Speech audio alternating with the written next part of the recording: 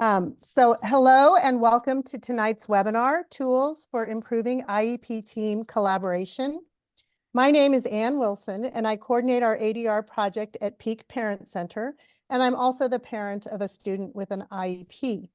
I'll be presenting tonight with Kat Rains, who supervises this project at the Department of Education, and she'll tell you more about herself in just a minute. We're also excited to be joined by Letitia Arguello, the Advocacy Manager at the Arc of Weld County, who is our co-sponsor tonight. And you'll hear a little more from her later.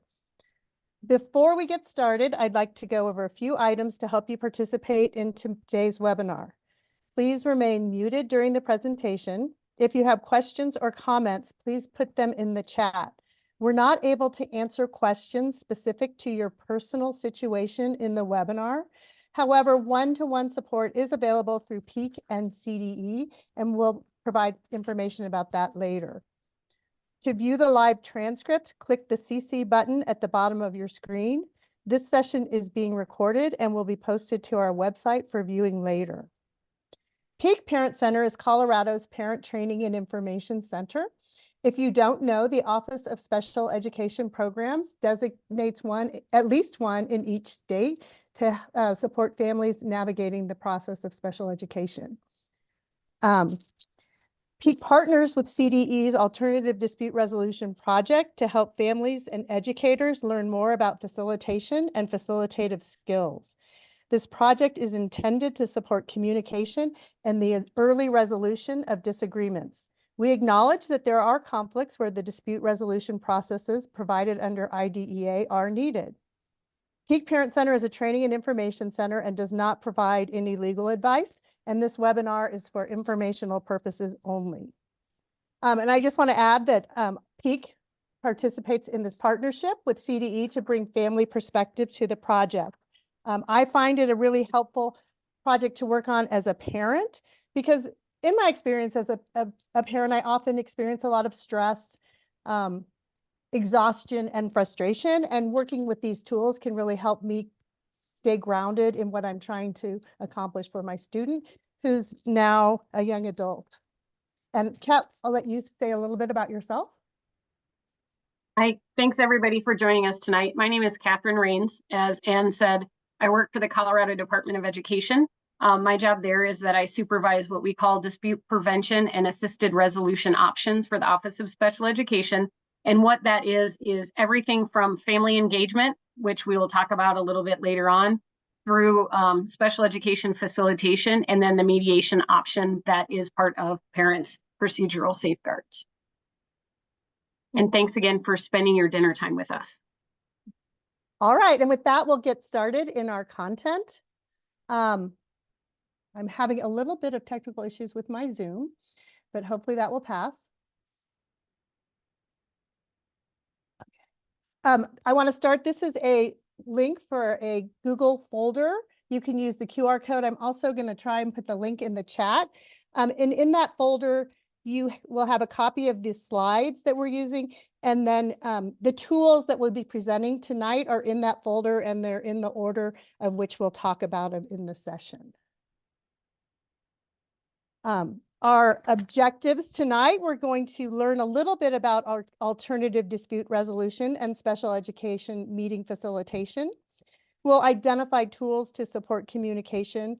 We want you to know where to get information and additional support, understand ways to plan for IEP meetings, and identify barriers to team collaboration, and then develop strategies to keep your focus on your goals in the IEP process. I like to highlight the acronyms that we'll be using in the presentation. So ADR does stand for Alternative Dispute Resolution. We will mention CADRE, which is the Center for Appropriate Dispute Resolution in Special Education. That's our National Technical Assistance Center, but they have many great resources for families. At CDE is the Colorado Department of Education. FAPE, I hope you are familiar with, is Free Appropriate Public Education.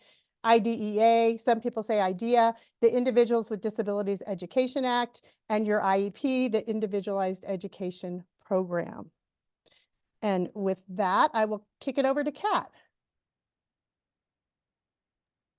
So sorry, I keep muting myself, but my son is practicing his saxophone upstairs. And so I just want to prevent you guys from having any sort of hold music in the background while Anne was presenting. I'm going to spend the first few minutes going through just a quick overview of the ADR project and special education facilitation offered through CDE. Also just want to remind you, if you guys have any questions, you feel free to put them into the chat and we'll try to get to them if time allows. Otherwise, as we said, we'll give you some different ways you can reach out to us after if you have more specific questions. So, and you can go ahead and go to the next slide. Okay, so as Anne said, we started this project back in 2013, and it was a group of stakeholders within special education, educators, parents, people from the Colorado Department of Education, as well as from Peak and different area ARCs were part of these initial setup of this project, and they developed this mission, and that is the mission that we use to guide our work today. And the goal was to provide a funded support system and toolbox of options for all special education stakeholders in order to increase a more collaborative IEP process and positive relationships. And this was established because we had seen even back then an increase in the level of tension and the use of dispute resolution options and things like that within the IEP meetings. And the stakeholders really wanted to do some research and figure out how Colorado could better support positive relationships at the IEP team level. And with that, facilitation was born. And so we started providing, after developing a curriculum with a third-party contractor, a way to provide facilitation as an option for everyone in the state. And so what we do now have, in addition to family engagement and the dispute resolution options provided under procedural safeguards, is this idea of special education facilitation. And it basically is a service where you reach out to us and CDE provides a neutral trained third party to come support IEP team meetings to completion. This is an optional service. It's not part of IDEA. It's just something a lot of states, including Colorado, offer to families and school teams. It's completely voluntary. So much like mediation, everybody has to agree to have us there. Either the family or a member of the school district can request facilitation. Once I get a request, I do confirm that everybody's in agreement. So even if a case manager or something like that were to submit the request, I check with the director and the family to make sure that everyone is okay using a facilitation before assigning.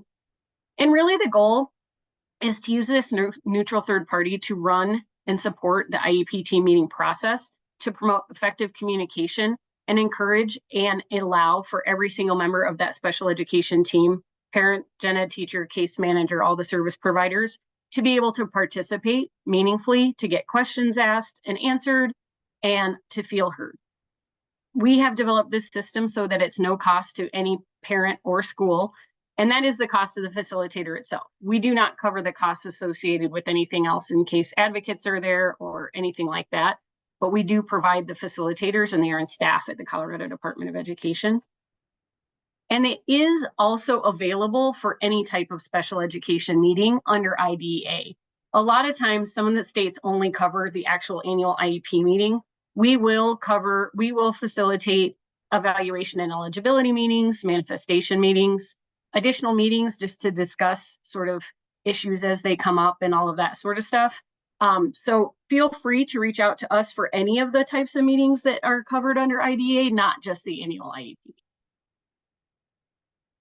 I see a bunch of questions about the process in the chat, and so I'm going to see if there's a couple just general ones I can get to real quick before I go on to the quick way of requesting a facilitation. Oh, and I'm seeing Anne answering some of them, so maybe I don't need to. It's voluntary for both parties. I'm just going to address one of the questions really quick. Because in order for facilitation to work, everybody has to want to engage in the process. And so while usually it is one person or another that requests, and we don't have a lot of facilitations that are turned down, we cannot force a facilitator from CDE to attend a meeting because we're not required meeting participants. And again, we don't see a lot of them get declined. It's very rare. It does happen occasionally, but not very often. So when we say everyone has to agree, most of the time they do. In order to request a facilitator, The easiest way to go about it is to go into your trusty Google search bar and Google CDE ADR and click on that link. That's the fastest way to get to the Alternative Dispute Resolution Project page on CDE's website that is pictured here. And then you just click on that little red box that says request an IEP facilitator. It's no longer a Google Doc, it's now Smartsheet, but it still takes you to a very easy form to fill out. Once you submit that request, it comes to me and I go through and reach out to whoever didn't request it, confirm agreement, and then assign our facilitators. We have our facilitators on a regional setup in the state. And so we have someone that represents the South Front Range, someone that represents and takes all the requests in the metro area. And then where most of you guys are up in Northeast Colorado, you have a regional facilitator there as well. And then we have another person that covers the Outback. So typically, if you guys submit a request from your area, you're going to get Beth Nisnik right now. And out in Grand Junction, currently we're hiring for that position. There is a position open, but we haven't filled the Western Slope one yet. Next slide. Okay, so now that you guys know how to request a facilitator if you want one and have a little bit more information about that project, we're going to spend some time tonight talking about things that you can do yourself in your own IEP meetings to support that better collaboration and improve communication between the team members. And the first thing that is most important, and what we see a lot of, whether it's phone calls to CDE or facilitations that we come in and do in any sort of building, is the importance of good, strong communication. And so one of the first things that we recommend is to really get to know who your IEP team is, right? Who are the members that should be there and what is their role? So this simple visual is in the Google folder and it's available for all of you guys, is a good visual representation of what I call the Knights of a Round Table approach to the special education team meeting. Obviously, you have parents who are always invited and required for their meaningful parent participation. The student, as appropriate. We know that beginning in their transition ages, they need to at least be invited, but obviously a lot of kids start coming to their meetings before then. The regular education teacher, representative of the school system, whether that's an actual director or a director designee, but just someone who is available and able to allocate funding to the decisions that are being made throughout that conversation. If appropriate, someone from transition services, a person who can interpret the evaluation results, if there are any being discussed, the special education teacher, the interventionists, and other service providers, and then the box that we call others with knowledge or special expertise about the child. And that is basically all of those people that are invited as guests because they have something to offer, along with the required team members. Those can be our advocates. Those can be other family members. They can be outside providers that serve a kid outside of the school day. They can also be attorneys. We typically don't facilitate with attorneys, but obviously we know they're there. But anybody who has that something to offer, in addition to those people who are required team members. Next slide. And one of the things that is super important about building that strong relationship and making sure that we have good communication and collaboration is to really take our time. I always say you have to go slow to go fast when it comes to IEP meetings. And the slow part is to make sure that we are being clear in our communication, confirming understanding, and also assuming best intentions of all team members so that we can listen to them and hear what they have to say as well. One of the things that we also recommend, and this is something that facilitators do when we come to your meetings as well, is we help to keep the focus on the student. Whether you're looking at this child as a parent or you're looking at this child as a provider, that child is the focus of the conversation and the plan. And what you're there to do in whatever capacity you have on an IEP team is helping to develop an IEP.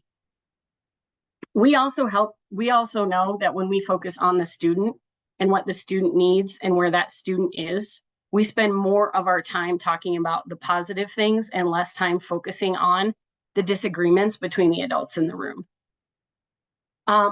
We also encourage that in order to have that robust conversation, that we use as the basis of our conversation, really objective information, the data, right? Present levels, evaluation results, where the student is now, where they need to be a year from now. And also we talk about the whole student through those lenses to make sure that we have a real complete picture of who the student is, where their needs are, and what we have to talk about as a team. We also encourage people to do what we call is stay forward facing. We know that there's always going to be times where people don't see eye to eye about what's best for a student or what should be in this year's IEP.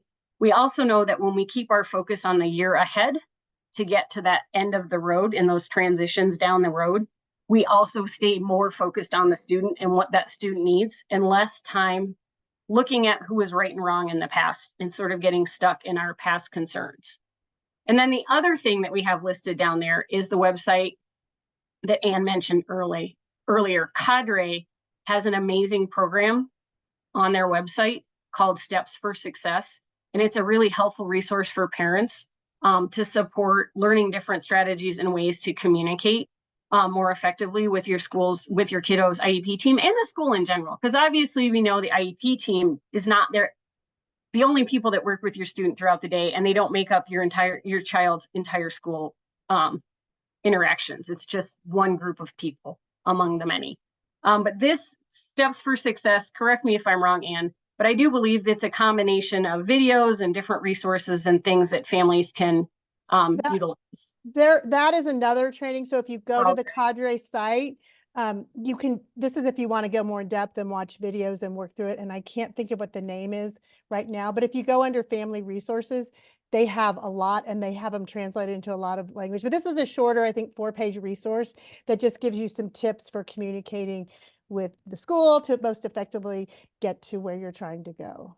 But they also have many, many resources under the family that are super helpful. Yes.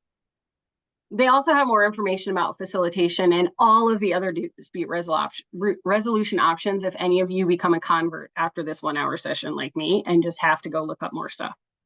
Okay, next slide. So this is also an awesome tool that Anne helped put together this year. Our team, our work, our collaboration between my team and Anne's spearheads the work for Peak is to really provide, based on feedback we get from the field, tools and resources in these trainings to really help provide people across Colorado with some easy to use things they can do to improve participation in the IEP process. And this one is one we came up with this year. And it's basically a starting point because, as I mentioned before, so many of the conflicts we see in any meeting we go to start with some sort of miscommunication, whether it was a misunderstanding or a difference of interpretation of terminology or whatever it could be. Almost everything that we do starts with some form of miscommunication. And one of the things that we know is really important is to make sure how best we can communicate with each other because we all don't communicate effectively the same ways. And so this simple form, a guide to meeting with me, is a good way to help you guys find out how the members of the IEP team communicate with families and also provides you an avenue to tell them what works best for you. I am a processor. I do not think really fast on my feet. So I like to reflect and follow up later. So I'm the type of person that does better getting stuff in advance and having time to think about it before being able to jump into a conversation. But some of those basic questions about, just putting together a simple things on paper can provide your school team with some information about you as a parent and how you communicate, as well as you can learn from them about different ways that they tend to communicate with their parents' community that can stop some of the miscommunications even before they start. And feel free to add on anything I missed about this one, because this is sort of a new thing for us and we're sending it out to people. But I'm really excited about it because I don't think a lot of us spend enough time thinking about how we communicate and how important letting other people know how we communicate can be. And I would just add, I know sometimes that I have interactions with educators who I think are sort of optimistic about when they'll get things to me. So sometimes they'll offer something sooner than they're able to do. Or sometimes it takes longer just because everyone's busy and overloaded. And I think sometimes as a parent, you start to imagine things of why they're not getting back to you. And sometimes that period of what you imagine can build into something that leads to conflict. And so sometimes just understanding the timeframes can be very helpful. Excuse me. As mentioned earlier, all three of us sitting at the top of the screen, both Anne and myself and Letitia, also are available in some capacity through our organizations for one-on-one support. So I'm going to talk about ours. The first one would be CDE. That's a statewide resource for families. On my team, we have a family engagement specialist who is at the end of that phone number, 720-926-1453. If you leave her a message, her name is Beth Donahue, and she will get back to you and help walk through some of your concerns and provide answers and additional resources for questions. She can also be reached at the email link there. If you want to talk to me more about facilitation and things like that, my contact information may be at the end. If not, you can just look me up on that same ADR page where you can submit the request, and I'm happy to address any questions you have. One of the coolest resources in the state for families, though, is at Peak Parent Center. And they have family educators and professionals that can provide individual information, support, and referrals to you as parents. And they are an amazing group of people. They're also trained to answer questions and provide resources and things like that. I refer people all the time to the parent advisors at Peak. Their number is listed on there, and they can also be reached at the parent advisor at peakparentcenter.org website.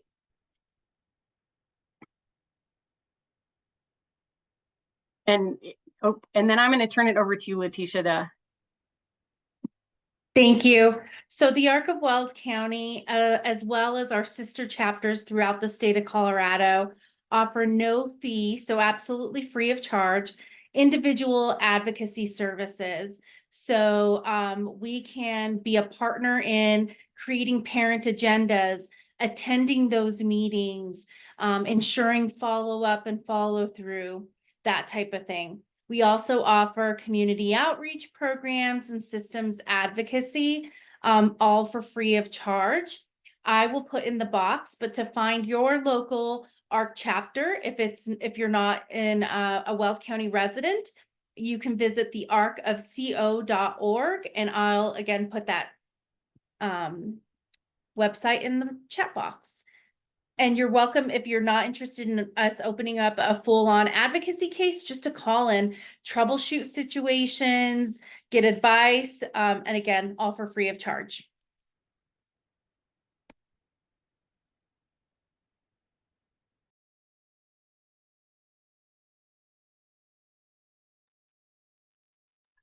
Thank you, Letitia. And that's a nice distinction to point out, because we at Peak, as the Parent Training and Information Center, we really are that parent training and information. And we get a lot of calls, and parent advisors will spend time with parents, but we don't go to IEP meetings, and we're not advocates. So the ARC is your resource if you're looking for an advocate for your meeting. Also, just a quick question, Kat, when you, on the Grand Junction question, even though you don't have that facilitator for that region, can people request a facilitator and maybe do virtual, or? Yeah. Okay. We do rotate anything outside of the current staffed regions through all three, and we just assign based on who's up next. We do require that those ones be virtual meetings, just because we logistically cannot make it to all corners of the state for an IEP. And quick question for you, Letitia, does the advocacy case close once the IEP is finalized? No, and every chapter is going to be slightly different. So at the ARC of Weld County, one of the intake pieces we do is a goal planning worksheet. What is the goal that we want to work on together, and how can we work together to achieve it?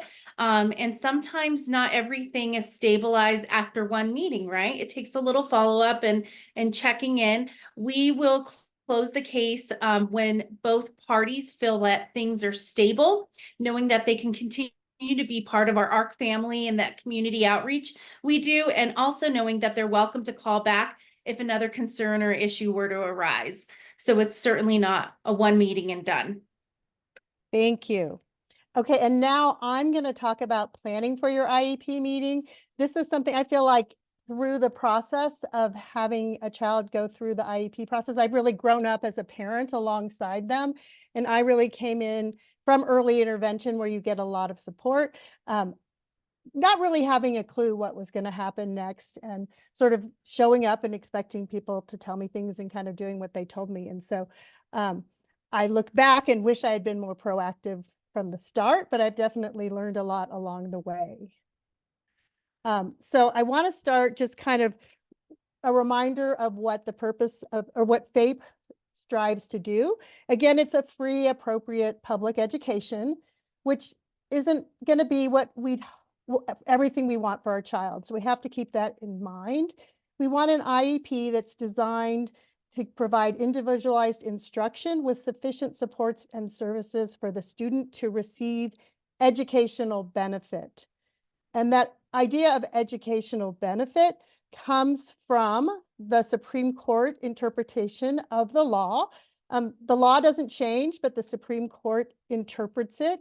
So back in 1982, the Supreme Court looked at the FAPE standard for the first time, and they came up with a two-pronged test that looks at whether the school district complied with the procedures, and then they look at whether the IEP is reasonably calculated to enable the child to receive educational benefit. So that's what we're working toward. Over the years, the different courts around the country had different interpretations of what educational benefit meant. And so in 2017, we had another case reach the Supreme Court, which sort of clarified the standard for FAPE, which again doesn't change what the law says, it's the interpretation, and says that the school must offer an IEP reasonably calculated for a child to make progress appropriate in light of the child's circumstances. So that's what we're working for in our IEPs. This is our next tool, which is in the Google folder. If you're a visual person, I hope you like this. I really think it's a nice sort of simple way to really think about the IEP process. And this is kind of what you go through each year as you develop your annual IEP. You know, it starts with the evaluation. In your eligibility and reevaluation years, you'll have more evaluation data, but you're always looking at data. Then you'll look at present levels and need, develop your goals, determine the services in the least restrictive environment, including accommodations and modifications. And all of that is designed to give educational benefit. I don't know, Kat, do you want to add anything about the FAPE continuum or how? The one thing that I like about it is it's a really good, effective way to support group conversation because it gives you a really quick visual. So if you have it with you at meetings, we take it to all of ours. It helps keep everybody on the same page and can be really used to document and support conversations by sort of identifying different parts of the IEP process where you guys need to spend your time talking about things, areas where you may disagree, and things like that. So I recommend it no matter what, just as a use to support understanding and a basic sort of agenda of process for the IEP meetings. Thank you. And just a quick question for students with IEPs means that they are receiving special education services. And lots of students with disabilities do not need specialized instruction. They can function with accommodations, so they're more likely to have a 504 plan. So if you need modification, again, you have to do the evaluation and determine what your child's needs are. But so that's a little bit a characteristic of the IEP is needing that specialized instruction. You both have a qualifying disability and you need specialized instruction. If you don't need specialized instruction, you won't need an IEP. So a big part of the IEP is parent and student input. And this is really important. We talk about meaningful participation is one of the fundamental principles of the special education law because we know it makes special education more effective and leads to better outcomes for our students. And so really think about, as a parent, how can I give the most meaningful parent and student input? Sometimes we get frustrated that the school doesn't know things. So, this is our opportunity to share that information about our students, our child's strengths and interests, their behavior, their social interaction. We can talk about our concerns. We can also share things that are really important to us. I've talked to people who are dealing with mental health issues. And so they really want to emphasize how important it is to support their students' mental health. And sometimes that's more of a priority than other things. And so this is your opportunity. There's actually a section of the IEP where you include that parent and student input. And then you also want to be providing input throughout the meeting as you work through those things on the FAPE continuum. When I first started, I would just go to the IEP meeting and then they would ask me for my input and I would just say what I thought of at the moment. But I realized it's much more effective to think about it over time and keep track of things. So definitely make notes through the year. Don't wait till the IEP meeting to express concerns, but kind of keep track of things because that also gives you a little more objective information. Sometimes it feels like something's happening all the time, but if you really think about it, it's not happening as much as you like. So for anything in our life, we can kind of keep notes. And also that gives you additional information that you can use in your conversations as things come up. So we have another tool that we like. It's the parent input to the IEP form. And this is in the Google folder as well. And this is just one way that you can organize your thoughts. It's a fillable PDF, so you can share it or you can print it out and bring it. You can either use it on your own to keep track of what you want to share, or you can share it with your team. Some schools or teachers have their own methods. Sometimes they use a Google folder or whatever method, but really think about what you want to share. And if there's things that you think really work well, this is your opportunity to provide that information. Also, identify your priorities. There will be times that you'll need to compromise. I think for me as a parent, there are so many things that my child could be working on. And sometimes we look at all these things that we want them to be able to do, and we're not anywhere close. But we can't work on all those things at once either because their capacity is limited. So understand that we may need to compromise, or our child may not have the capacity to do all the things we want them to do this year. So think ahead about what you really need and if there are things that you're willing to let go so you have a sense of that. And then focus on what's important to you and what will help your child move forward in the direction of your vision. I like to emphasize the vision, to think about what are we working toward at the end of this process. We get an annual IEP. And each year we're setting annual goals, but we want that to build and work toward our goals or at the end of this process, which tends to go faster than you realize. Create a list of questions that you have for the school. If you're wondering about things, write those down. I always forget my question. I have them and then I go into the meeting, my mind goes blank. So I like to have a list of questions and I like to make sure that I ask them. We also have another tool, which is a question bank, and this isn't specific to IEPs, but these are just questions that you can use sometimes, a lot of times like open-ended questions, ways that you can get more information, because the more information you have on the table, the more you have to work with and can develop solutions. So that's another resource in the folder. Kat mentioned that category of people who know the student well, and that's important to remember, that parents sometimes talk about they feel alone in the meeting.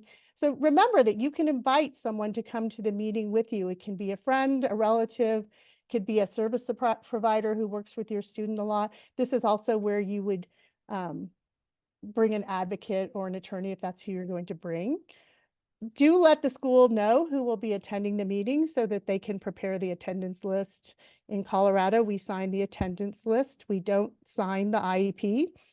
And then keep in mind that even if you bring advocates and other invited guests, they don't replace your voice as a parent. So we know that there are staffing shortages and people are have their plate very, very full. So we don't always have conversations about planning the agenda. A lot of times there are things we like to do, but we don't necessarily get to all the things we wanted to do. But if you are contacted about an agenda, let the team know what you want to contribute. And if you don't hear about an agenda, if there's something you want that's really important to you to discuss at the meeting, make sure you let the team know so that they can plan time for it and include it in the agenda for the meeting.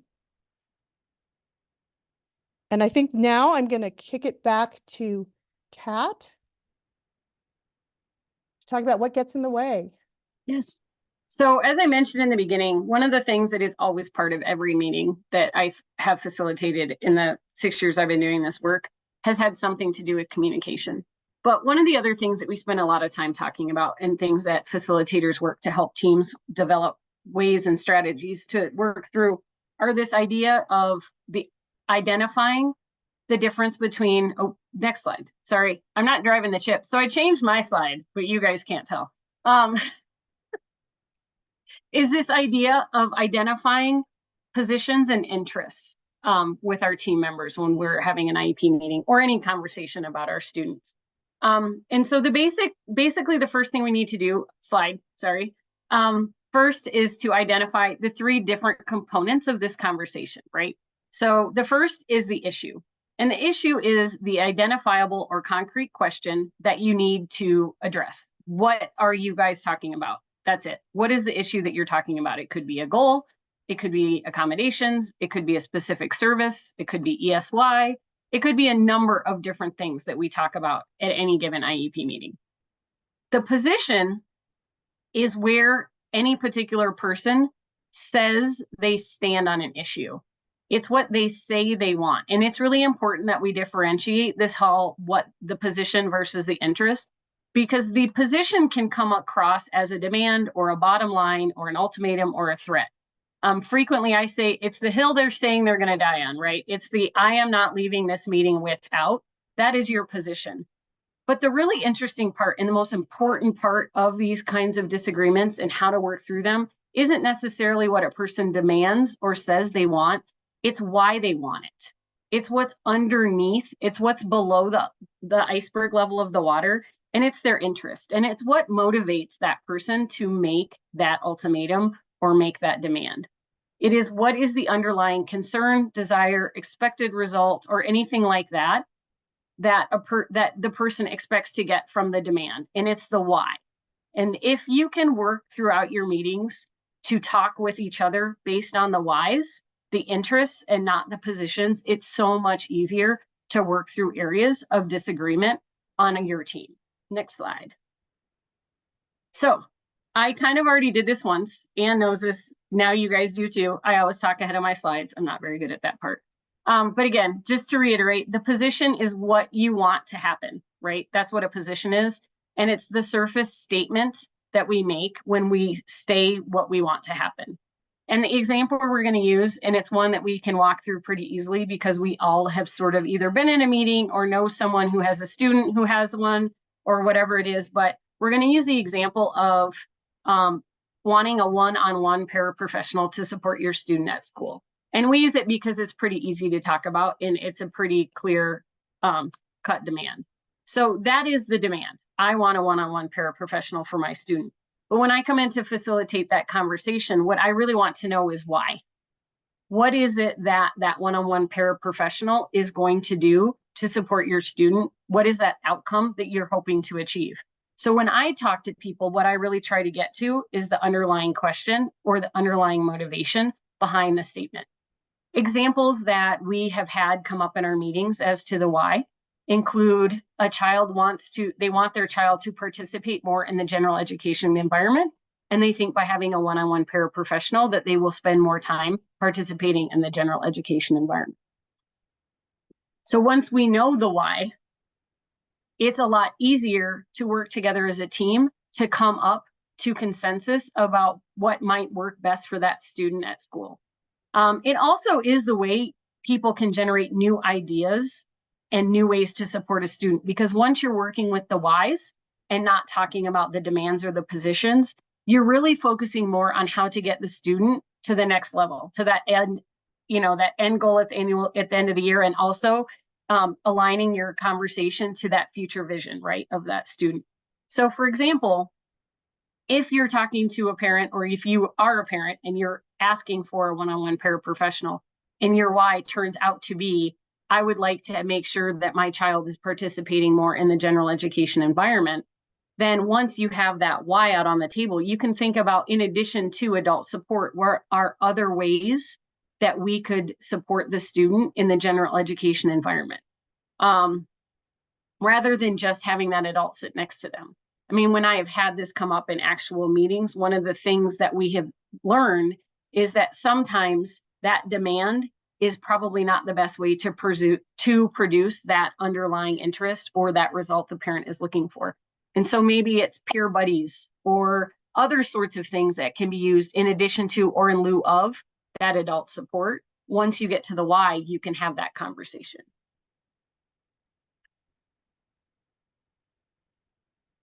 Okay. The other thing that we talk a lot about in facilitation and things some of these strategies help with is identifying sort of the source of conflict that can be present in a meeting. So this is another tool, we call it the conflict wheel, and it's in the Google folder as well. And I don't recommend pulling it out at a meeting and trying to identify the source of conflict or anything, but it is a good thinking partner when you're trying to sort of figure out what may be going on. So there are about, well, we can count them, right? 1, 2, 3, 4, 5, 6, 7, 8, 9. 9 general types of conflict that we see a lot in our IEP meetings.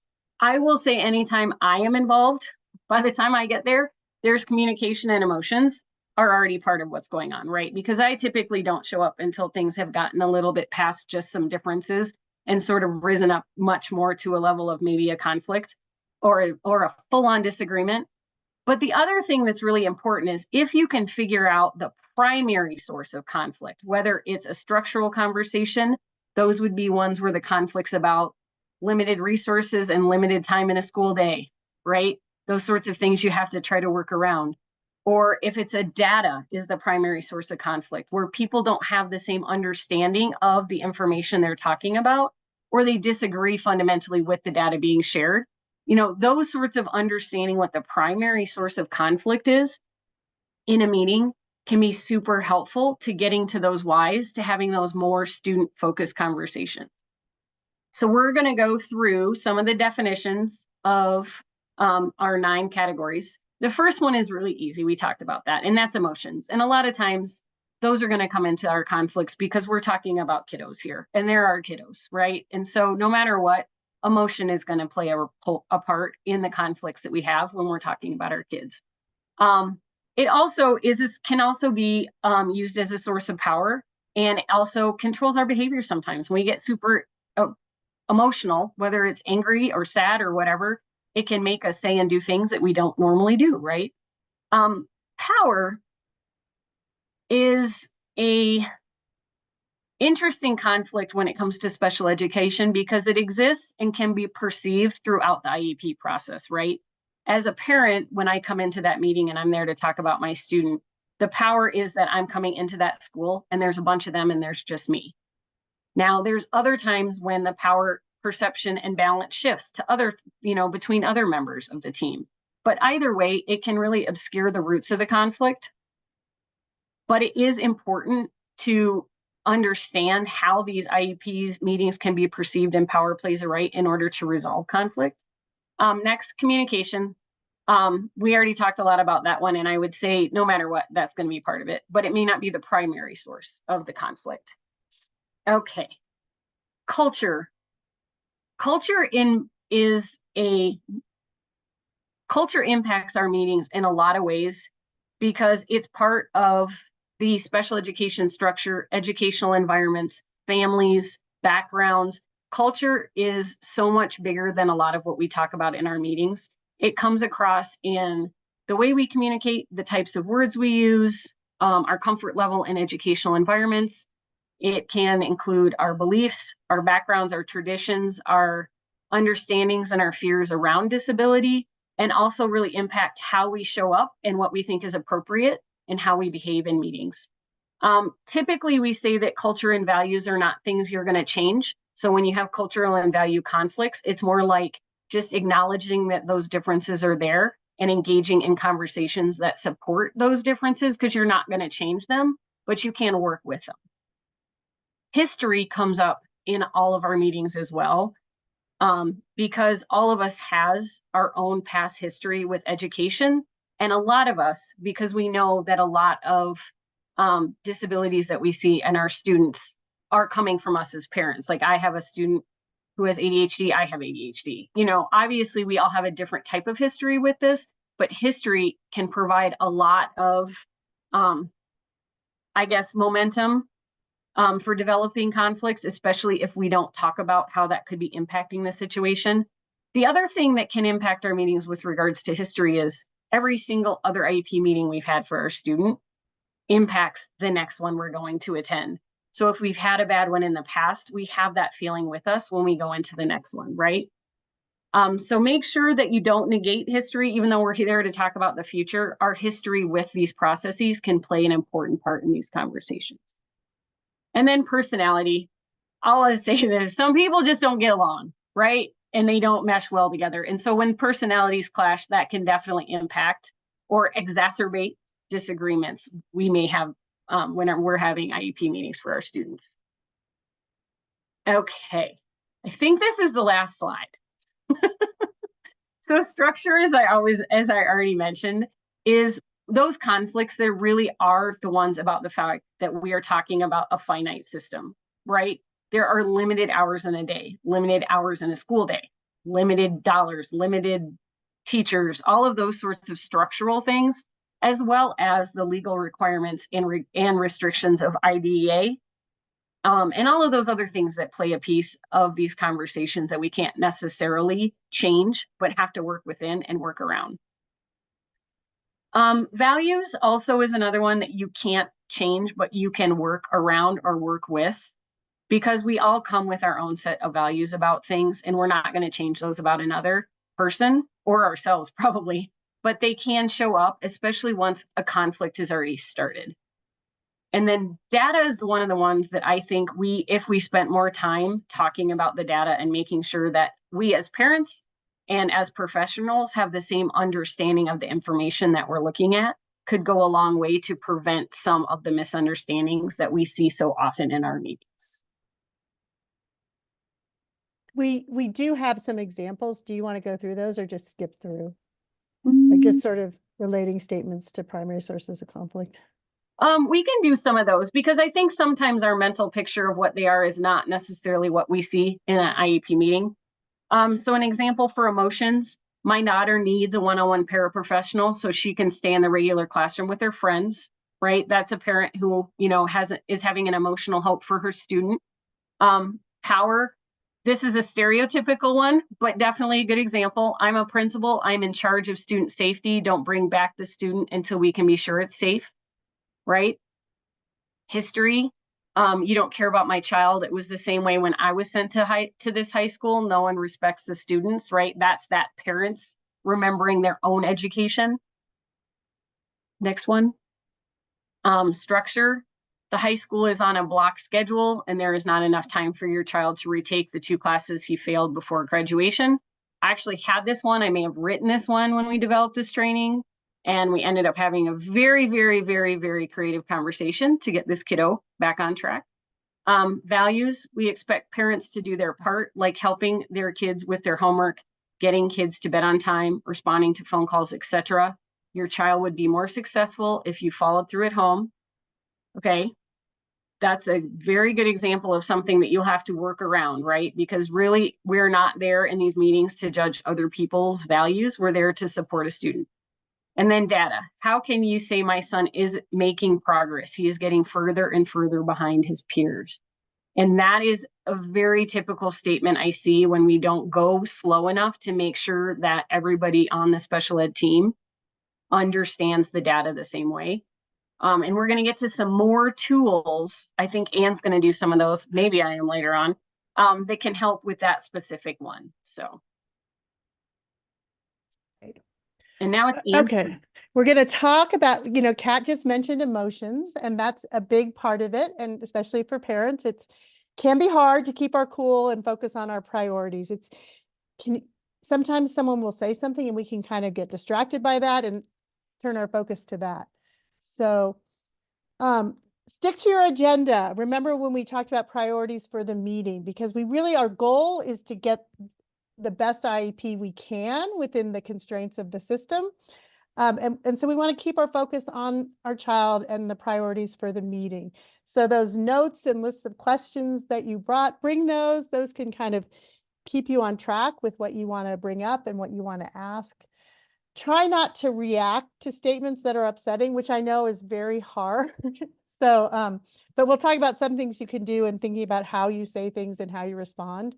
And take a break if needed. It's completely okay to ask to pause the meeting so you can gather yourself or, get a little fresh air and come back. Think about how you say things. I know we all want to be, and we want our children to just be accepted for who we are. And some of us have, we hear about masking a lot. And so I'm not kind of saying mask it, but we just want to be as effective as we can in this IEP meeting, which is more like a business meeting. So remember that language is filled with emotions and values. And sometimes people will use language that they know is going to anger, hurt, or frustrate the other party, which often doesn't help us move forward. It sometimes may pull us back or at least get us stuck. And so think about how we say things so that we're not going to cause a response that sort of derails the meeting. Some word choice suggestions in the facilitation training. We talk about different word choice suggestions. These are just a few examples. It's often helpful to start your statements with I. Sometimes we fall into saying, you did this, you always do this, putting it on the other person. So sometimes it's like, I've noticed this, I've observed this, I'm wondering about this, I feel this. And some words you can, we talked about position. Sometimes you can share your perspective rather than taking a position. One of the nicest ones to use is really helpful in all situations is not yes, but yes, and, because we want to build and move on. This is a great improv statement. But it's also sometimes someone will say something, you say yes, but, and kind of tell them what's wrong. But you can say, yes, that's true. And this is also true. We kind of live in a world of both and too. So it's important to keep that in mind and trying to avoid those always and never statements because they're almost always not true. And so it just gives someone a reason to reject what you've said when you actually are trying to make a point. So one of the skills that facilitators use a lot when they're using them in facilitating media is reframing. But as parents, we're probably not going to be reframing statements, but we can use reframing. And actually, we talk about this in other contexts about reframing things about our kids and how we talk to our kids. So it's a great skill. But what you want to do is decide what's important to you and then frame your statements to focus on what is important rather than the emotions the topic brings up. And so if things get off track, you can reframe to bring the conversation back on topic. And so we have a couple examples, just some things as a parent. Before you speak, when you're about to react, one thing you can do is reframe, pause and kind of do a quick reframe. So maybe these are just examples. Maybe you want to say, you're exaggerating. You can't keep me from visiting the classroom to see for myself. Maybe you could reframe that and say, I don't see the behavior you're describing. I'd like to observe to see what's happening. Just trying to kind of frame things in a more constructive manner. And sometimes when you hear something, you almost want to reframe in your head what you've heard. They say something, and rather than react and tell them they're wrong or something, try and this is all hard to do, it takes practice, but try and reframe what you heard and turn it into something that you can work with too, because we're all working toward the same goals, even though it feels like the system puts us against each other. So maybe someone says, I can't have teachers getting injured because of your child. We will call law enforcement. That's going to be very upsetting.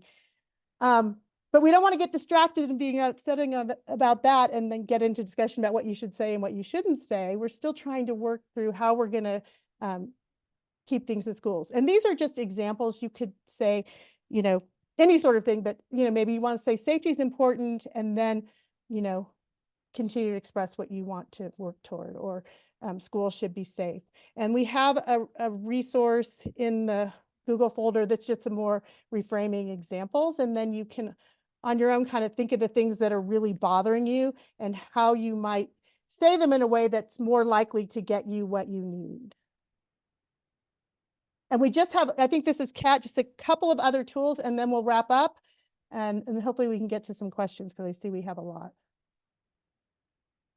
So in the Google Handout folder, there's just a couple other tools that we as facilitators use to support meetings that when we participate in them. The first one that you see here is called our evaluation wheel. And it basically shows all areas that could or should be at least considered before you design an evaluation referral, like create the evaluation plan for a student.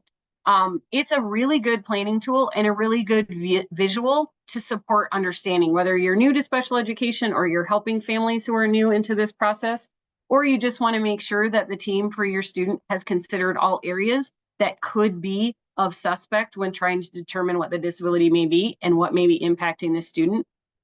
It shows health, vision, hearing, social emotional functioning, general intelligence, academic performance, communicative status, and motor abilities. And one of the reasons why a visual like this can be super helpful, even for a super experienced team, and even later on in the process, is sometimes little things can be overlooked because we think we know the answer, right? And so one of the stories that I have always told that was told to me was a meeting where a child was about ready to be determined eligible because of what they thought was a specific learning disability, because the student was not doing well academically in reading. But it turned out they had skipped the hearing and vision screenings, and the kiddo had needed glasses and was sitting in the back of the room. So he was not able to attend in school because he couldn't see. And so once they went back and did that screening and he got glasses, it turned out and moved him to the front of the classroom, he really didn't need that specialized instruction requirement for an IEP. Again, that's just a good visual to support understanding. This is the one that I think that you could totally bring with you to your own meetings. As an advocate, you should just have one with you. I have one in my bag laminated whenever I go to a meeting. This is one of the best ways that I know of to make sure everyone understands the data, especially when we're having evaluation meetings with lots of different types of scores, because a lot of times the data comes back in different formats, whether you're talking about percentiles or standard scores or deviations or all of those things. And so this particular bell curve, which is in the Google folder, allows you to plot the data no matter what type of data you're looking at, whether it's percentile scores or standard scores, and get a much better visual of the information that you guys are discussing. So I always have one. I recommend everybody have one. I know it seems weird, but it can really help support that understanding and make sure everybody's on the same page. So I personally think engaging in healthy conflict is an awesome thing and actually intentionally built into the IEP process.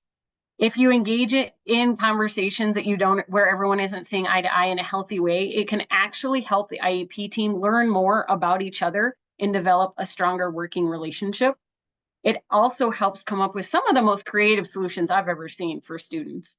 It helps resolve disagreements. It can even prevent disputes, right? When you engage earlier on in areas of disagreement and you work through them to the other side, you're also less likely to get into disputes later on because you've already learned how and developed trust to work through disagreements later.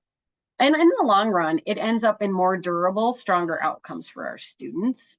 And I am a big proponent of the win-win of coming to consensus as a group rather than the win-lose of this is what I demand versus this is what I will demand back. So I love healthy conflict.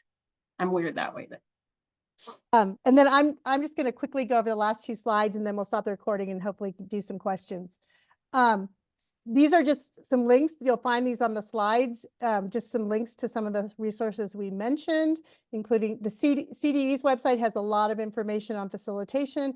At Peak, we have a page on ADR dispute prevention resources that are specific that we've created for this project. I also just want to point out, Peak has 2 upcoming webinars in the we actually have more, but we have two related to the IEP. One is sort of about visioning and thinking about the IEP on May 2nd. And then we have tips for families for a positive summer. This tends to relate to positive behavior supports and about how to create a calm atmosphere for the summer. So there's links on the slides that you can register, or just go to the Peak website for upcoming webinars, upcoming events, I think. Here is that contact information if you have any questions about this presentation. Let's see.